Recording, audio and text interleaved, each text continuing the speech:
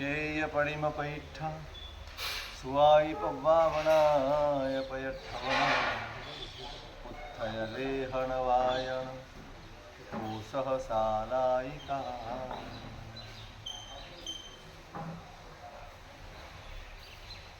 અદ્ભુત માર્ગદર્શન આપ્યું છે મહાપુરુષોએ આપણને.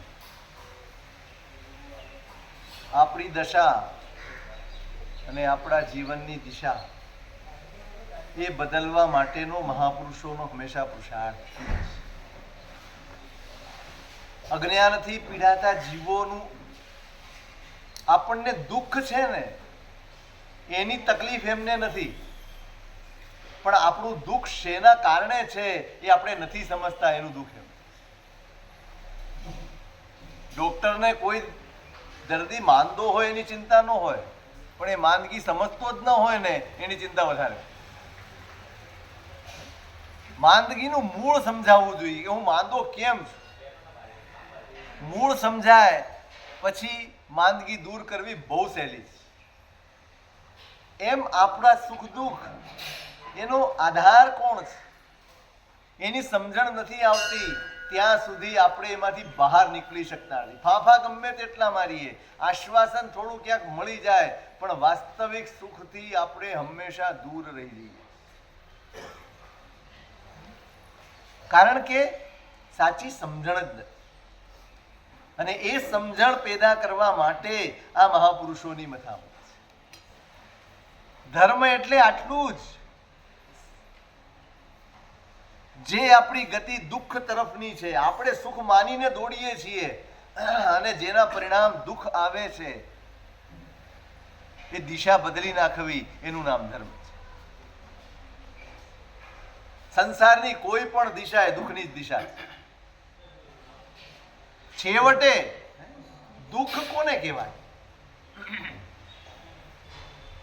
દુઃખ કોને કહેવાય અને સુખ કોને કહેવાય?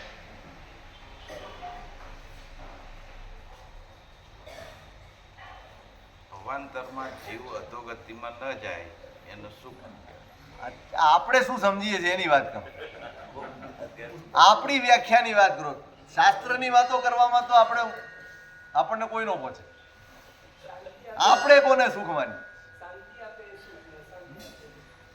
તમે વાસ્તવમાં વિચારજો, આપણે શું સમજીએ છીએ? જેનું પરિણામ સુખ હોય ને એનું નામ સુખ, અને જેનું પરિણામ દુઃખ હોય એનું નામ દુઃખ. અત્યારે ભલે સુખ લાગતું હોય પણ પરિણામ જો દુઃખ હોય, ડાયાબિટીસ વાળાને મીઠાઈ સુખ કે દુઃખ? હે? સુખ કે દુઃખ? કેમ? મીઠી ના લાગે, ગળી ના લાગે, ભાવે નહીં, મજા ના આવે? એ મીઠાઈ ખાય તો તમે એમ કહો કે તે ખોટું કર્યું. મીઠાઈ ખાધી એ ખોટું કર્યું? પરિણામ. હવે મને તકલીફ થઈ છે અને ડોક્ટર સાહેબ એમ કે ઓપરેશન કરાવવું પડે. ઓપરેશન સુખ કે દુઃખ? ચાલો, ઓપરેશન સુખ કે દુઃખ? દુઃખ. પરિણામ ઓપરેશનમાં કાપકૂપ થાય, વેદના થાય, એ કશું જ જોવાનું ન હોય. એનું પરિણામ શું છે એ જોવાનું હોય. બસ જેના પરિણામમાં સુખ છે એનું નામ સુખ. જ્ઞાનીઓની આ વ્યાખ્યા છે. અને જેના પરિણામમાં દુઃખ છે દુઃખ. આ જ્ઞાનીઓની વ્યાખ્યા છે. આપણે તો આ ક્ષણે જે લાગે એને સુખ અને એને દુઃખ કહી દઈએ છીએ અને એમાં લપટાઈ. અત્યારે આપણને બધું મળ્યું છે, ભોગવી લો સુખને. પરિણામનો વિચાર ન કરે એ ક્યારેય ધર્મ આરાધી શકે નહીં. ધર્મની આરાધનાનો અર્થ જ એ છે કે તમને પરિણામની ચિંતા છે. ધર્મ તરફ વળ્યો તે જ ગણાય જેને પોતાના ભવિષ્યની ચિંતા છે. જેને ખાલી આજ સુધારવી છે ને એનો રસ્તો પુણ્યનો છે, અને જેને ભવાંતર સુધારવા છે, જેને પોતાનું ભવિષ્ય સુધારવું છે, જેને પોતાના આત્માનું સુધારવું છે, એના માટે ધર્મનો રસ્તો છે. જેને આજ સુધારવી છે, જેને શરીર સુધારવું છે, જેને સંબંધો સુધારવા છે, જેને પોતાની સંપત્તિને આ બધું સુધારવું છે, એના માટે પુણ્યનો રસ્તો છે. પણ જેને આત્માનું સુધારવું એના માટે ધર્મનો રસ્તો છે. જ્ઞાનીઓ આ બદલવામાં આપણી દિશા બદલાય, આપણી દશા બદલાય. અને એના માટેના જ બધા પ્રયત્નો છે.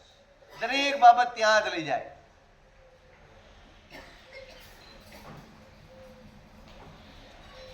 ગઈકાલે ચોથું કર્તવ્ય વિચારતા શું હતું? પોતાના સ્વજનોને, પરિવારજનોને, દીકરા દીકરીઓને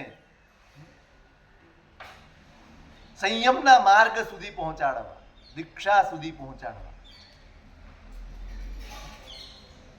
એમને સંયમી બનાવો ને તોય ઘણું છે.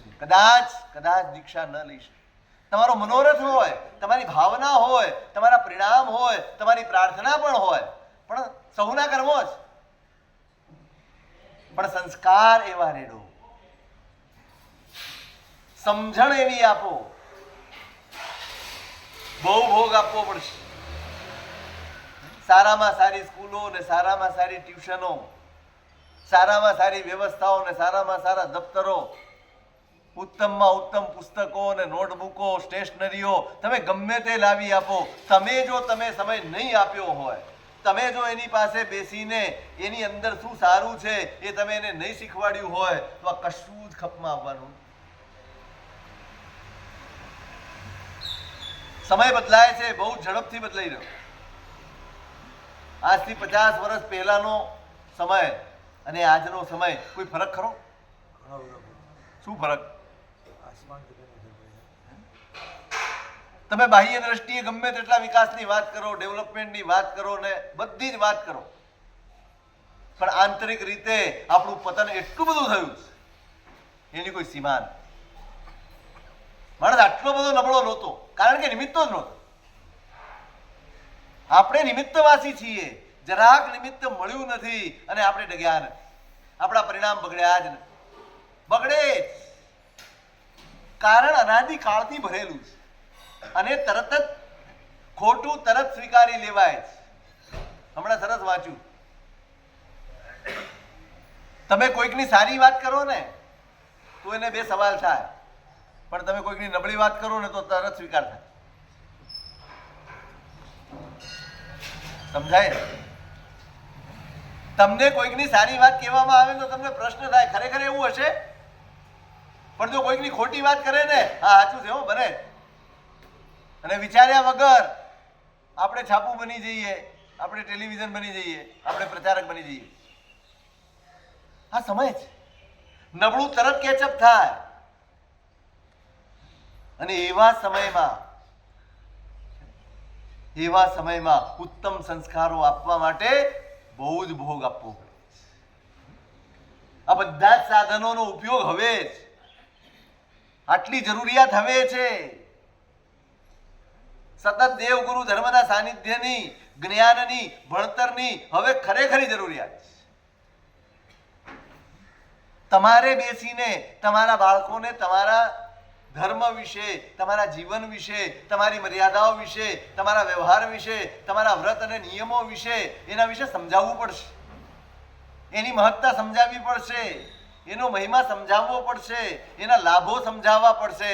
પણ તમે સ્વીકાર્યા હશે તો, તમે આચર્યું હશે તો, તમે સમજ્યા હશે તો.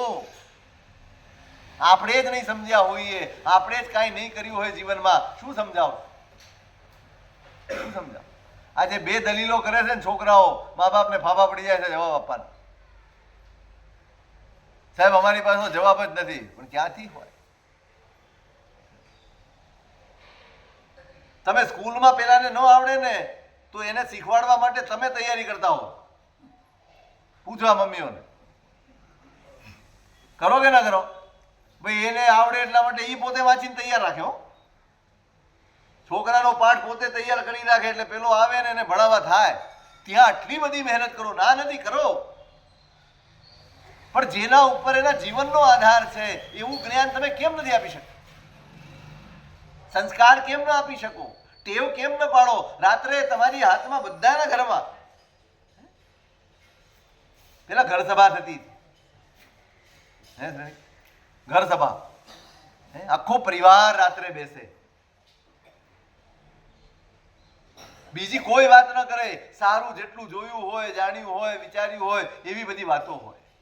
એકબીજાને હૂંફ આપવાની વાતો હોય, એકબીજાને સમજવાની વાતો હોય, એક વાતાવરણ બને. આપણને આ બધું જૂનવાણી લાગે, આપણને આ બધું આઉટડેટેડ લાગે. આપણે ટીવી આગળ ભેગા થઈ શકીએ છીએ, એકબીજા સાથે ભેગા નથી થઈ શકતા. આપણને સિરિયલો ભેગી કરી શકે છે, આપણને સંસ્કાર ભેગા નથી કરી શકતા. કેટલી મોટી કરુણતા છે. આપણા સંસ્કાર આપણને ભેગા નથી કરી શકતા, સિરિયલો આપણને ભેગા કરે.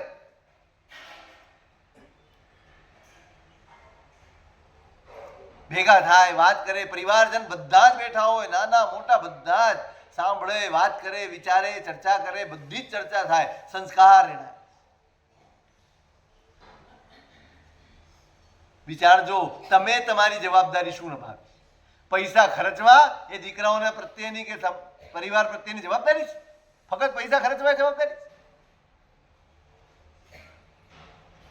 પૈસાથી સાધન પૂરા પડાય છે, સંસ્કાર નહીં.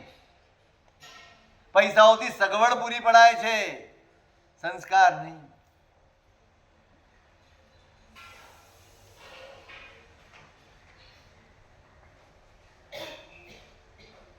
કેવા વિચારોમાં હોય આપ? મેં કાલે પણ કહ્યું, બદલો તમારા ઘરનું વાતાવરણ બદલો. નહીં આખો દિવસ ટીવી નહીં હોય, આખો દિવસ મોબાઈલ નહીં હોય, જ્યારે ને ત્યારે લડવાડની વાતો, મર્યાદા હોય. ગમે તેવી આકરી વાત હોય, ગમે તેવી વાત હોય ને કહેવાની હોય ને એટલા મર્યાદાપૂર્ણ શબ્દોમાં હોય, મર્યાદાપૂર્ણ વ્યવહારપૂર્વકની વાત હોય, એમ લાગે કે આ જૈન કુળનું ઘર છે. જ્યાંથી મોટો અવાજ ના આવે ને એ જૈન કુળનું ઘર છે. જેવા અપશબ્દો ના નીકળે જૈન કુળનું ઘર છે. બહાર અષ્ટમંગલ લગાડ્યા હોય, અંદર દંગલ ચાલતું હોય. દરવાજે જ મંગલ હોય, અંદર ના હોય. અંદર શું દંગલ જ હોય?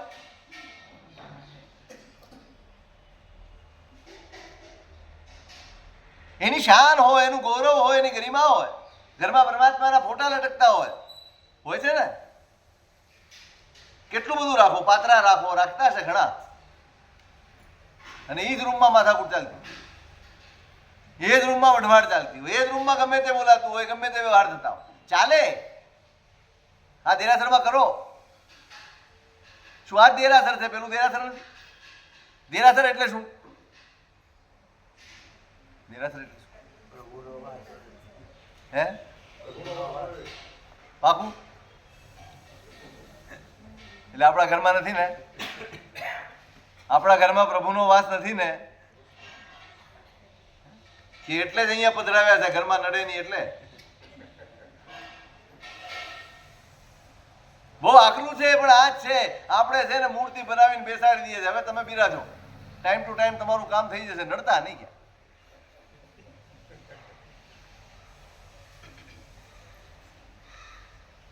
હૈયે ધર્મ હોય એને મર્યાદા હોય જ, એને વિવેક હોય જ.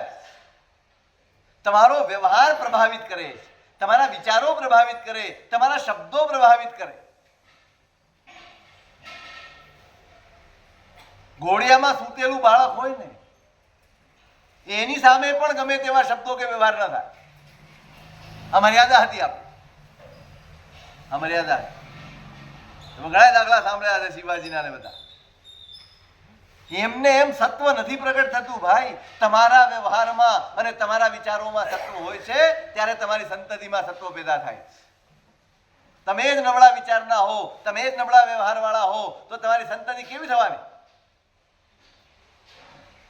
પુણ્યવાન પેદા થઈ શકે છે, સત્વવાન તો પેદા કરવા પડે. સત્વ રેડવું પડે.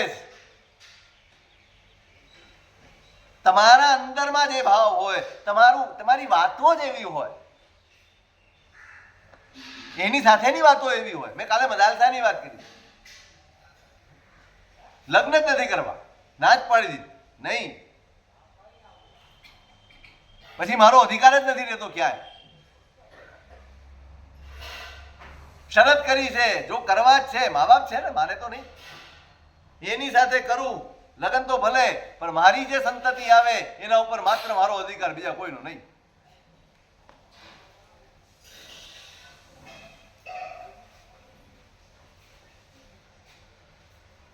એક રાજવી તૈયાર, લગ્ન બી થયા, શરત પાડવાની છે બહુ પાકી. જે દિવસે તમે એમ કહો કે આ મારો અધિકાર છે હવે, એ દિવસે હું સંસાર છોડીને નીકળી જઈશ. આપણને બધું અવ્યવહારું લાગે. અવ્યવહારું લાગે ને ડોક્ટર સાહેબ? એવું તે કાંઈ હોય? આપણને તો આપણો સંસાર ચાલે ને એટલો જ રસ છે. આપણને એ જ વ્યવહારું લાગે જે આપણને ઉપયોગી થતા હોય. જો આપણને ઉપયોગી ન થતો હોય તો એ થાવ અવ્યવહારું લાગે. આપણી સમજણ જ ઊંધી છે. અને એટલે જ છે ને આપણા સમાજમાં ઘણી બધી તકલીફ હોય. કોઈ બિચારા ઘરમાં કોઈ દીકરા દીકરીઓ વધુ ધર્મ કરતા હોય, વધુ આરાધના કરતા હોય, વધુ ક્રિયા કરતા હોય, એટલે તરત દીક્ષાર્થીનો થપ્પો મારી દે. એનું જીવવું હરામ કરી નાખ્યા. ના, ખરેખર મા બાપો ડરી ગયા,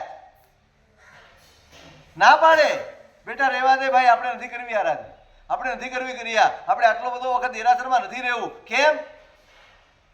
ચારે બાજુથી એક જ વાત, દીક્ષાર્થી લાગે, દીક્ષાર્થી લાગે. એટલે બિચારાના વ્યવહારના કામ જ અટકી પડે. બધાની સમજણ ખોટી છે.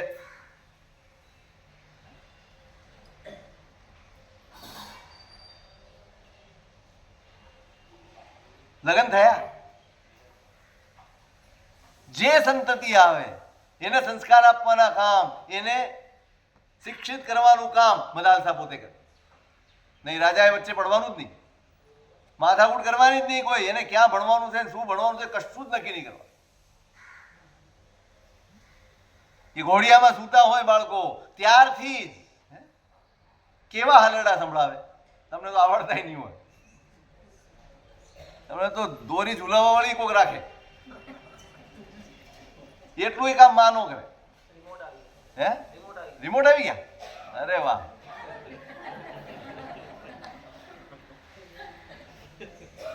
રિમોટ ચાલુ કરી દેવો, હળવ્યા જ કરે.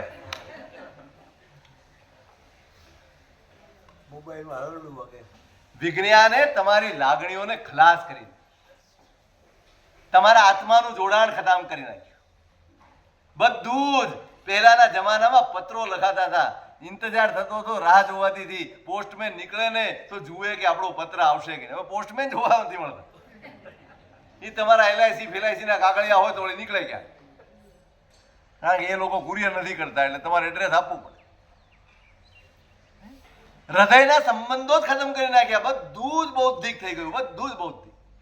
કોઈ લાગણી રહી નથી, કોઈ સંવેદના રહી નથી, કશું જ રહ્યું નથી. આપણા સાવ જળ જેવા બની ગયા છે.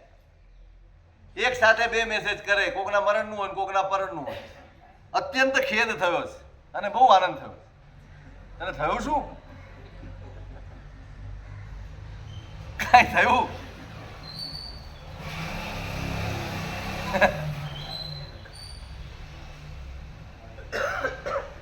આમ લખે ને, લાગણી ઉભરાતી, આંખો ભીની થતી હતી વાંચતા વાંચતા. વોટ્સએપમાં વાંચો તો આંખો ભીની થાય, હૈયું ભીંજાય, કોઈ સંવેદન થાય, પોતાપણું લાગે. આ વિજ્ઞાનની દોડમાં, આ નવા નવા સંશોધનોની દોડમાં આપણે આપણાપણું ખોઈ નાખ્યું, આપણે પ્રેમ ખોઈ નાખ્યો, આપણે વાત્સલ્ય ખોઈ નાખ્યું, આપણે લાગણીઓ ખોઈ નાખી, આપણે બધું જ ખોઈ નાખ્યું. મહેમાન આવે ને તો ઘરે બધું બનાવાતું. કેમ? પ્રેમ રેડાતો. મારા ઘરે મહેમાન આવ્યા છે, મારા આંગણે અતિથિ આવ્યા છે, ઉલ્લાસ હોય, ઉત્સાહ હોય, પોતાના હાથે કરીને પોતાને જે આવડે ને એ બનાવીને ખવડાવત. પ્રેમ પીરસાતો હતો, હવે વસ્તુઓ પીરસાય છે. લાગણી પીરસાતી હતી, વહાલ પીરસાતું, હવે શણગારેલી મીઠાઈઓ, બધું જ. બહાર શોભા શણગાર હોય અને અંદરથી એમ હોય ક્યારે જશે. વાત વાતમાં જાણીએ લેવો, આમ આગ્રહ રોકાવાનો કરે, પણ આવતા જ કહી દે રોકાજો હો, એટલે તરત જ કહી દે ના ના મારે તો સાંજે જવું છે.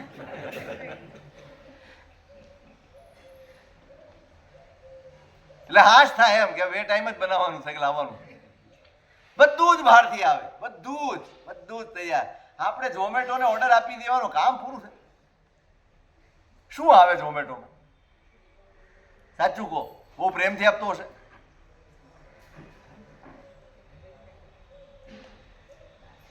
પ્રેમની સુખડી છે ને એ વધુ કિંમતી છે આ ઝોમેટોના પીઝા કરતા. આ બધું ખાઈ ખાઈને તમે પંચેન્દ્રિયની હત્યાઓનું સમર્થન કરો છો. ઝોમેટોમાંથી એક ઓર્ડર આપો છો ને એ જેટલા કામ કરે છે ને, શું થાય ઝોમેટોમાં? બધું નોનવેજ બને છે કે નથી બનતું ત્યાં? એ પેલો લઈને નીકળે ને થેલો, એમાં બધું જ હોય, બધું જ હોય. તમારી ડીશની સાથે કોઈક પંચેન્દ્રિય જીવનું કલેવર પણ સાથે જ હોય.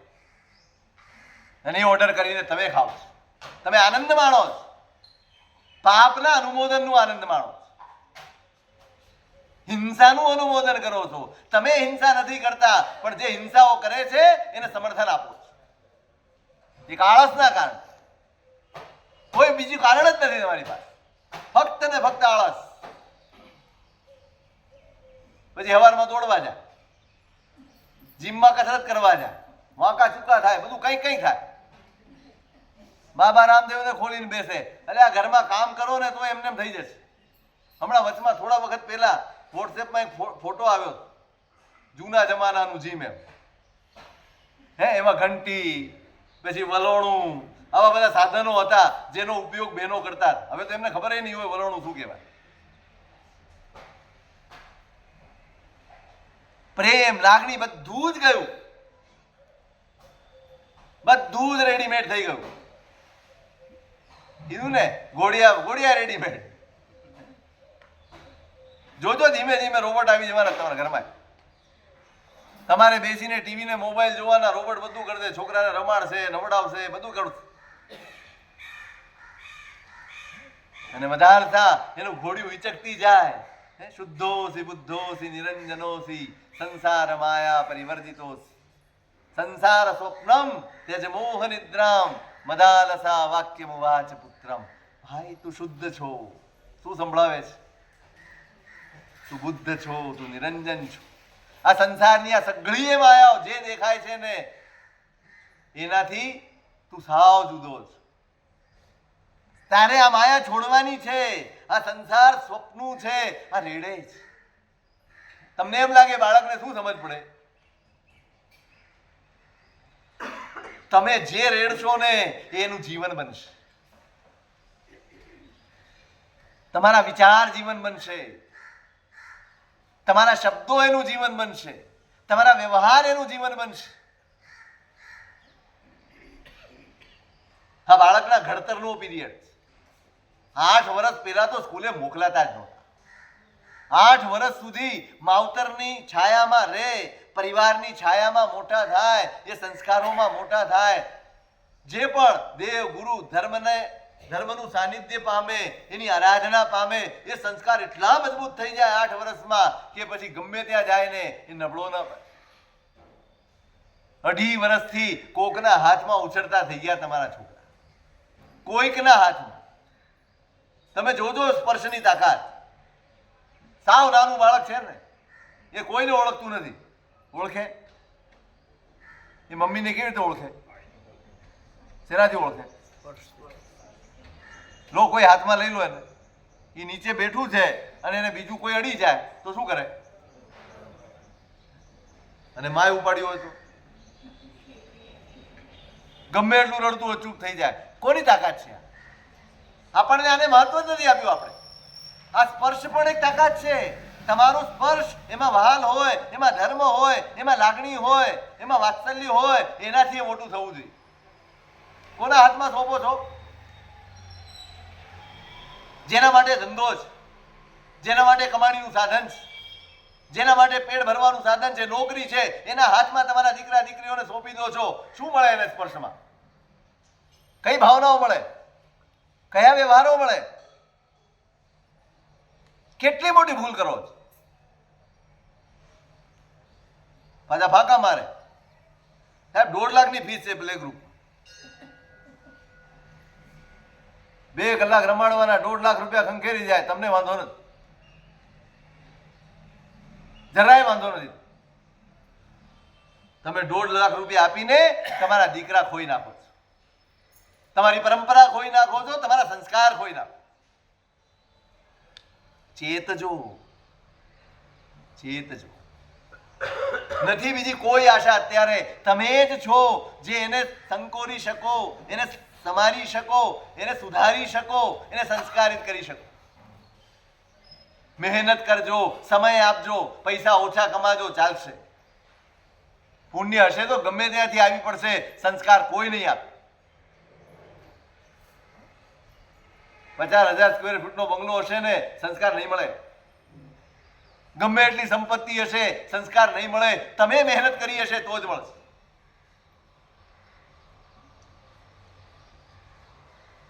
ધર્મ પામ્યા છો, ધર્મ સમજ્યા છો, એને ધર્મના માર્ગે આગળ વધા. એને એવા ઉત્તમ સંસ્કારો આપજો, જ્યાં જાય ને ત્યાં ઓળખાય એના સંસ્કારથી એની ઓળખાણ હોય. પૈસાની ઓળખાણ નહીં, સંસ્કારની ઓળખાણ હોય.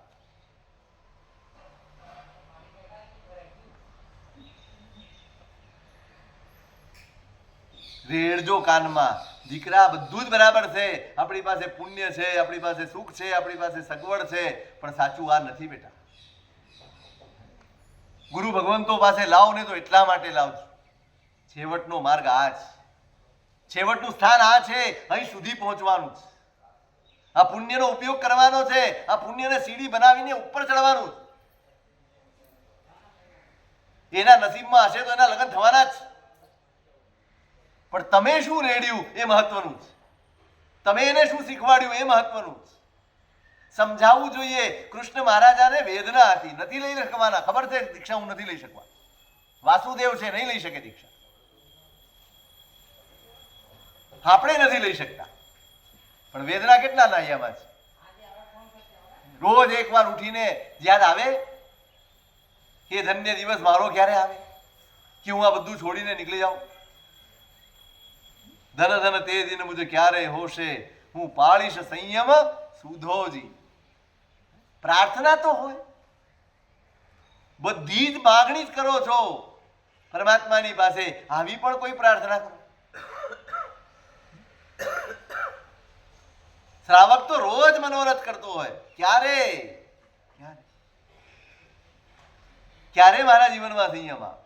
હું નથી લઈ શક્યો તો મારી પાછળ કોઈ પણ સ્વજન હોય, કોઈ પણ પરિવારજન હોય, એને મદદ કરવાની, એને સહાય કરવાની, ક્યાંયથી પણ લેતો હોય, આપણે મદદરૂપ.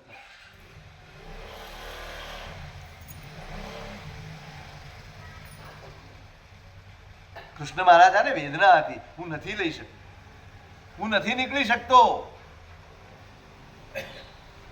અને એનું પરિણામ દેખાયું એમની સંતતિઓમાં દેખાયું. દીકરી મોટી થાય, પરણવા જેવી થાય અને પગે લાગવા આવે એટલે પૂછે, બેટા દાસી થવું છે કે રાણી થવું છે? દાસી થવું છે કે રાણી થવું છે? શું કે પસંદગી શું કરવાની હોય? રાણી થવું હોય ને તો જા બેટા, નેમિનાથના ચરણોમાં જા, તારે રાણી થવું હોય.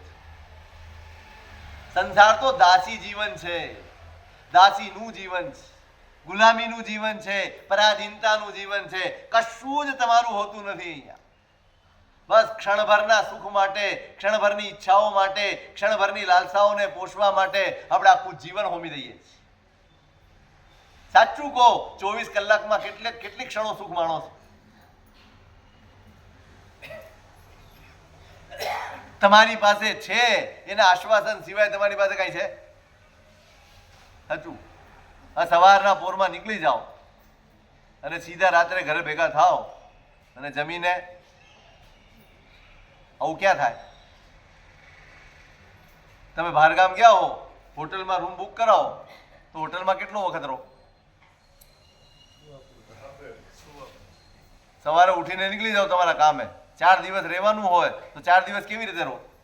સવારે નીકળી જાઓ, રાત્રે પાછા હોટલે પહોંચો અને સુઈ જાઓ, સવારે ઉઠીને પાછા નીકળી જાઓ. અહીંયા શું જુદું કરો છો? અહીંયા કઈ જુદું કરો છો? આ ધર્મશાળા છે તમારી. શું છે? ધર્મશાળા છે ને. શું છે? સ્વતંત્ર રીતે તમે કશું જ કરી શકતા નથી. સતત તમને દોડાવે છે કોઈ, સતત આપણી ઈચ્છાઓ આપણને દોડાવ્યા કરે. આ દાસનું જીવન છે, આ નોકરનું જીવન છે, અપરાધીન જીવન છે. શું જોઈએ બેટા? અને એક એક દીકરા દીકરીઓને જેટલા પણ બસ જાઓ, નેમિનાથના ચરણોમાં જાઓ. હું નથી નીકળી શક્યો ને એની વેદનાનો પરિભાગ આ છે. જેટલા પણ આવે, અને ગામ આખામાં, આખા શહેરમાં, આખી દ્વારિકામાં ઘોષણા છે, જેને પણ દીક્ષા લેવી હોય એનો સગળોય ખર્ચ એના પરિવારની જવાબદારી કૃષ્ણની રહેશે.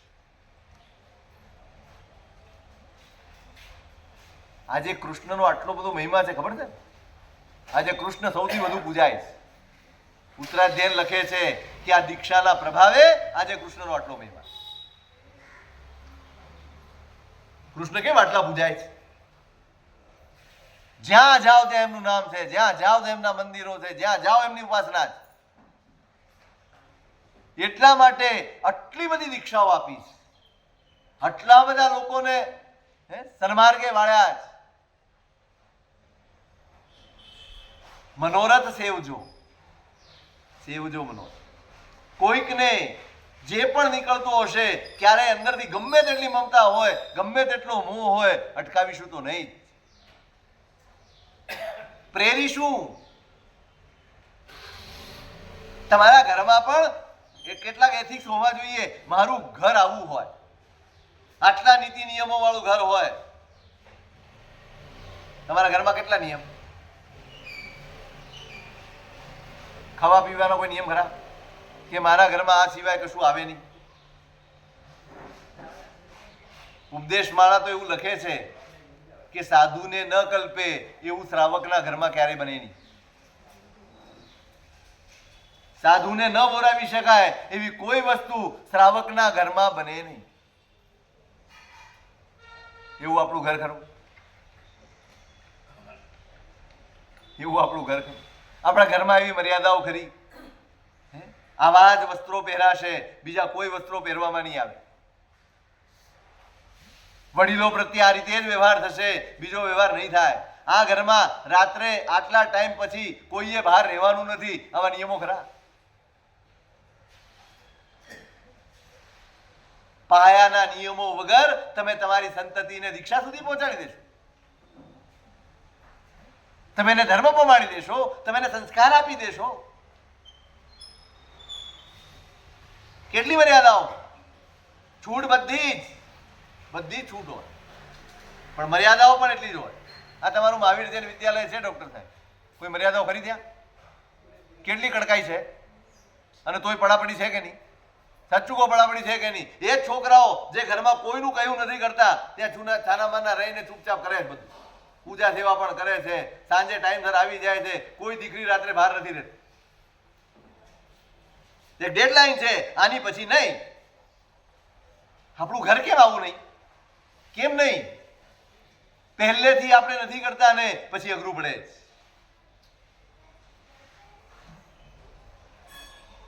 વિચારજો, વિચારજો. તમે નિયમ પાળશો તો બધા નિયમમાં રહેશે. પહેલી મર્યાદા મારે પાળવાની હોય, પહેલું પગલું મારે ઉપાડવાનું હોય. હમણાં સરસ લખેલું આવ્યું, નાનો દીકરો પપ્પાની પાછળ ચાલે છે, એટલે પપ્પાએ સૂચન આપ્યું, બેટા જોઈને ચાલશે. એટલે એણે એટલું જ કીધું, પપ્પા તમે જોઈને ચાલજો, કારણ કે હું તો તમારા પગલે ચાલું છું. તમે સાચવીને ચાલજો, કારણ હું તો તમારા પગલા જોઈને ચાલી રહ્યો છું. મારે ક્યાં પગ મૂકવું હું નક્કી કરી શકતો જ નથી. તમે જ્યાં પગ મૂકશો ત્યાં હું પગ મૂકીશ. સાચવવાનું કોને છે? કોને સાચવવાનું?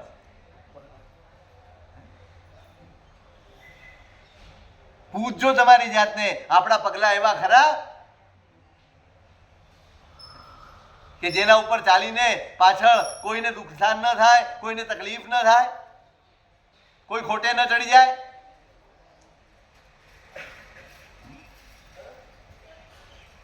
મર્મ સમજો.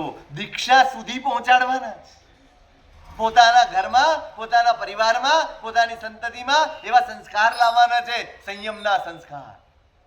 ત્યાગના સંસ્કાર, ઉદારતાના સંસ્કાર, આ જ દીક્ષા છે, આ જ પ્રવ્રજ્યા છે.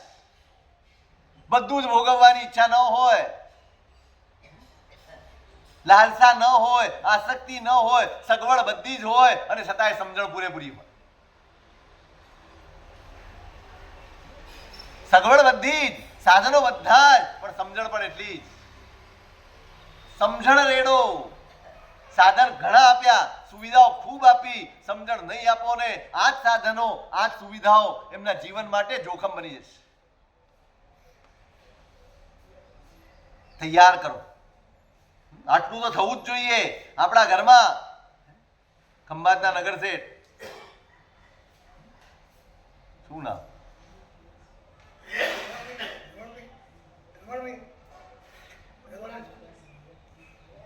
અરે ભગવાન, એ છે ને હોટેલ. ઘરમાં કાનૂન છે, કાયદો છે.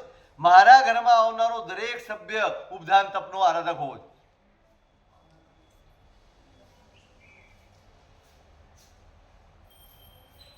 થવું જ જોઈએ. છોકરો પરણે ને વહુ આવે ને પહેલો સવાલ હોય ઉપદાન કરેલા જ નહીં. પોતે ઉપદાનનું આયોજન કરે, પોતે જ લાભ લે અને મારી દીકરીને બેસાડ. કેવી ભવ્ય પરંપરા. એ 47 દિવસ, એ 50 દિવસ ગુરુ ભગવંતોના સાનિધ્યમાં રહે, ક્રિયા કરે, આરાધના કરે, બધું જ સહન કરે. એ સહન કરીને ઘડાયેલું વ્યક્તિત્વ એ જ્યારે ઘરમાં આવે ને ત્યારે એ ઘરમાં શાંતિ હોય, સમાધિ હોય, પ્રસન્નતા હોય, ઉદારતા હોય, એકબીજાને સમજવાની તૈયારી હોય.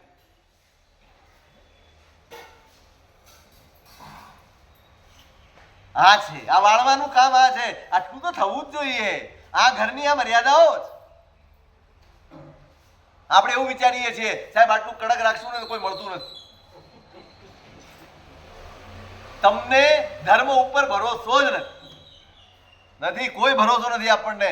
આપણને એમ જ છે કે આપણે જે વિચારીએ એ પ્રમાણે જ આપણા કામ થાય. અને મેં આજ સુધી આવી કડકાઈ વાળું એક પણ ઘર નથી જોયું કે જેના કામ ન થયા. નથી કરતા ઘણા છોકરાઓ કોમ્પ્રોમાઇઝ. નહીં સાહેબ અમારે નથી પરણવું, પણ આટલું તો જોઈએ, ચોવિયાર જોઈએ, ઘરમાં અભક્ષ્ય નહીં જ બને. કડકાઈ હોય, છોકરી નથી જતી. ઘણા સમજાવવા જાય, થોડુંક જતું કર, થોડુંક કરવા દે, આમ કર, તેમ કર, સમજાવે. હિતે જ છું ને આપણે. બધાનું હિત જોનારા ને.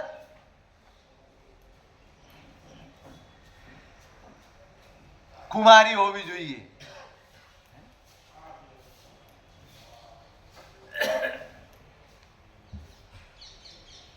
શ્રેષ્ઠ સંસ્કાર તૈયાર કરજો, ભાવના ભાવજો, નાનપણથી એને શીખવાડજો.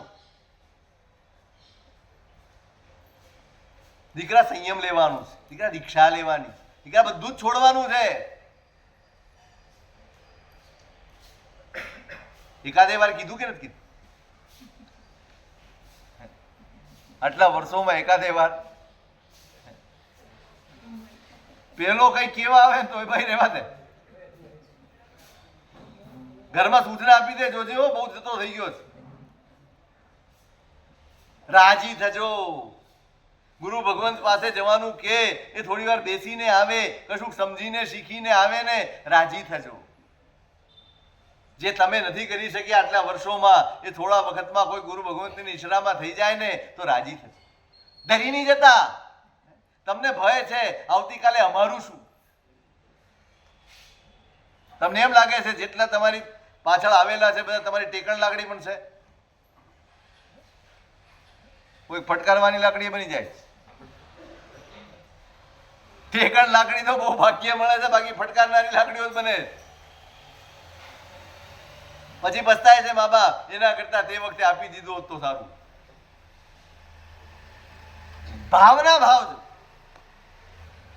રેડજો કાનમાં, કહેજો, સમજાવજો, બેસજો, સમય આપજો.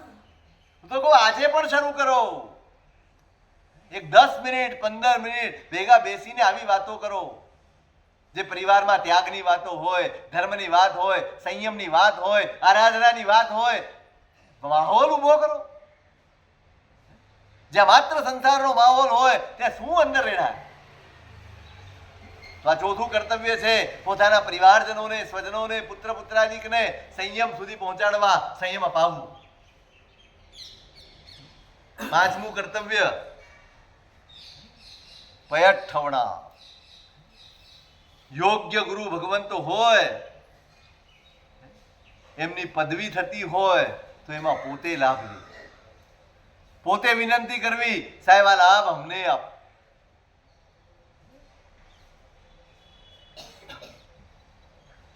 શ્રાવકો ઉત્સુક રહેતા. શાસનના કોઈ પણ કામ હોય, શ્રાવક ઉત્સુક હોય, શ્રાવક ઉત્સાહી હોય. લાભ. શાસન મળ્યા પછી એક જ વસ્તુ સૂઝે, લાભ. ભોગ ભૂસાતો જાય અને લાભ વધતો જાય, એનું નામ શાસનની આરાધના.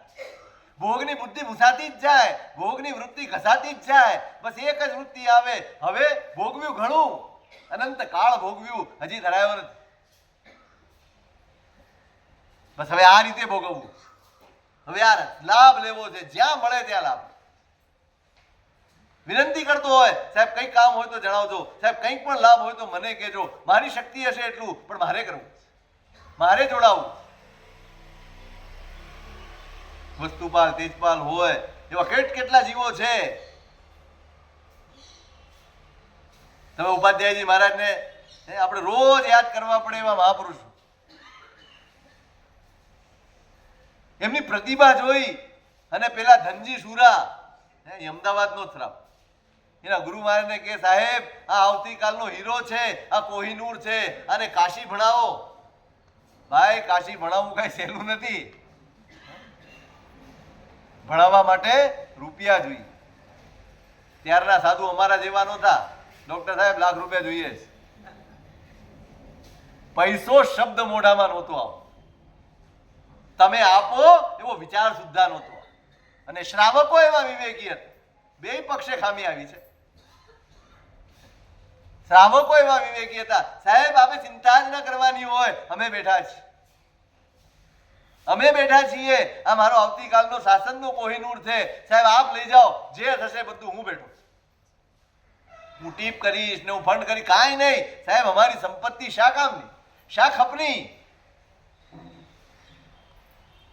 અને આપણને ઉપાધ્યાયજી મહારાજ મળ્યા. ભાઈ એક શ્રાવક પ્રોત્સાહન આપે અને આ શાસન ઉપાધ્યાયજી મહારાજને પામે, તમે સમજો એ શ્રાવક અમર થઈ ગયો. જ્યાં સુધી ઉપાધ્યાયજી મહારાજનું નામ લેવાશે ને ત્યાં સુધી એ ધનજી શુરાનું નામ લેવાશે. પાયો રચ્યો છે એને, નહીં સાહેબ લઈ જાવા. ઉત્સાહ હોય, યોગ્ય જીવ છે, સુપાત્ર જીવ છે અને એને પદ પ્રદાન થઈ રહ્યું છે, તમને એમ લાગે છે કે આ જીવ બહુ યોગ્ય છે, વિનંતી કરતા શ્રાવકો પેલા, સાહેબ આ ભગવંત યોગ્ય છે, એમને કંઈક મને લાભ આપજો, જે કંઈ હોય મને કહેજો સાહેબ, અમે કરશું.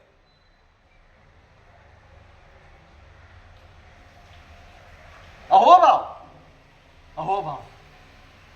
લાભ થશે, શાસનને લાભ થશે, સંઘને લાભ થશે, સંઘનો અભ્યુદય થશે, એક પુણ્યવાન આગળ આવશે તો એનો બધો જ લાભ આપણને મળશે. બસ ઉદાર થજો, દ્રષ્ટિ વિકસાવો, મારી ઈચ્છા શું છે નહીં, શાસનની જરૂરિયાત શું છે આ વિચાર લાવો. આપણા લાભની પાછળ છે ને હંમેશા આપણી ઈચ્છાઓ હોય છે. મને અહીંયા લાભ લેવો છે એટલે હું ત્યાં લાભ લઉં, મારે આ લાભ લેવો છે માટે આ લાભ લઉં છું. નહીં, શાસનની ક્યાં જરૂરિયાત છે, સંઘની શું જરૂરિયાત છે, અત્યારે શું આવશ્યકતા છે, એમ વિચારીને લાભ લે ને સાચો લાભ. ઈચ્છા પ્રમાણે લાભ તો આપણે લેતા જઈએ. એમ લાગે કે અત્યારે સંઘને દેવદ્રવ્યની જરૂર નથી, સંઘને સાધારણની જરૂર છે, હું સપનાની બોલી નહીં બોલું, હું સાધારણમાં આપીશ. આવશ્યક કયું છે? સાચું કહો. ઈચ્છા અને જરૂરિયાત એ બે વચ્ચેની કશ્મકશ છે અને લગભગ બધા ઈચ્છા તરફ તણાય. લગભગ મારું મન આ કહે છે કરો, ત્યાં કરોડોની બોલી બોલાઈ જાય અને પછી સાહેબ હવે બહુ થઈ ગયું, હવે સાધારણમાં કાંઈ.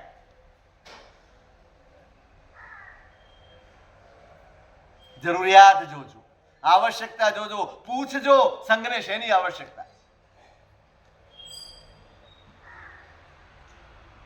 વજ્રસેન વિજયજી મહારાજ હેમપ્રભ સુરી મહારાજને આચાર્ય પદવી થઈ,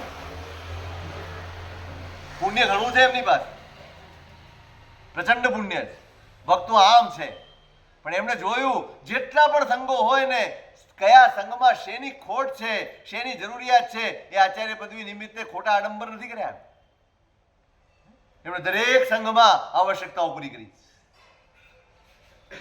આવા સુપાત્ર જીવોનું પદ પ્રદાન થતું હોય ને તે આપણો ઉત્સાહ હોય, તેમ મને લાભ મળે. આ જીવો શાસનને ઉપયોગી છે, શાસનની ચિંતા કરનારા, સંઘની ચિંતા કરનારા છે, અને એ આ પદે બિરાજમાન થાય, એ આગળ આવે અને સંઘ શાસનની ઉન્નતિમાં નિમિત્ત બને, એમાં હું મારો કંઈક અંશ હોય, હું પણ સતત લાભાન્વિત થતો જાઉં. તમે લાભ લીધો હોય ને જીવનભર તમને એનો અંશ મળે. તમારી ભાવનાઓના લીધે તમને લાભ મળ્યા જ કરે.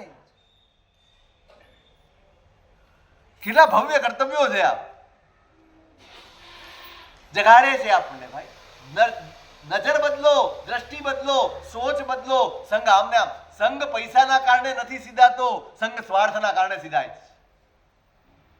સંઘમાં પૈસાની ઉણપ છે માટે તકલીફ છે નહીં, સંઘમાં સમજણની ઉણપ છે માટે તકલીફ છે. જો સમજણ આવી જાય ને તો એક પણ સંઘ એવો નથી કે જેમાં કોઈ પણ ખોટ રહે. આ માગવા નીકળવું જ ન પડે. શેનું માગવા નીકળવું? આ વિવેકના અભાવે એક બાજુ ટેકરો થાય છે, જ્યાં જરૂર છે ત્યાં ખડો થાય છે.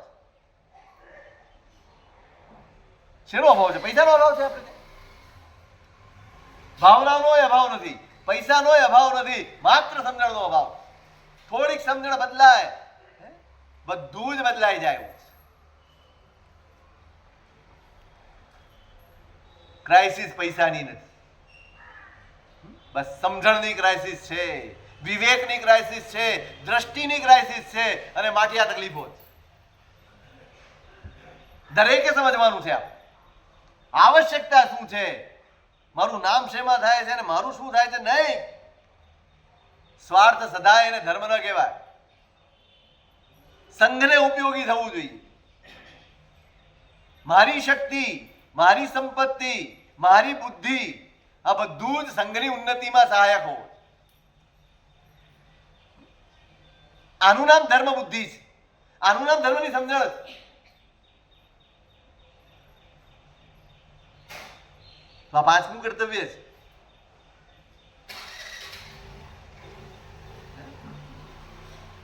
યોગ્ય ગુરુ ભગવંતો હોય, આરાધના કરતા હોય, એમને કોઈ પદ પ્રદાન થવાનું હોય, આપણને ખબર પડે અથવા આપણને એમ લાગે કે યોગ્ય છે ને આમ થાય તો આપણે વિનંતી કરીએ, આપણે જઈએ, આપણે લાભ લઈએ. આપણો ઉત્સાહ હોય. બસ તમે શાસનના થશો ને તો જ તમે આ કરી શકશો. સૌથી પહેલી જરૂરિયાત તો હવે આ સંઘમાં એ છે કે આ ભગત વેળા બંધ કરી અને શાસનના રાગી પેદા કરવાની જરૂર છે. આ ભક્તો બનાવવાના લીધે તો છે ને આપણે એટલા બધા વેચાઈ ગયા છીએ, સાવ વેચાઈએ ગયા છે ને વેચાઈએ ગયા.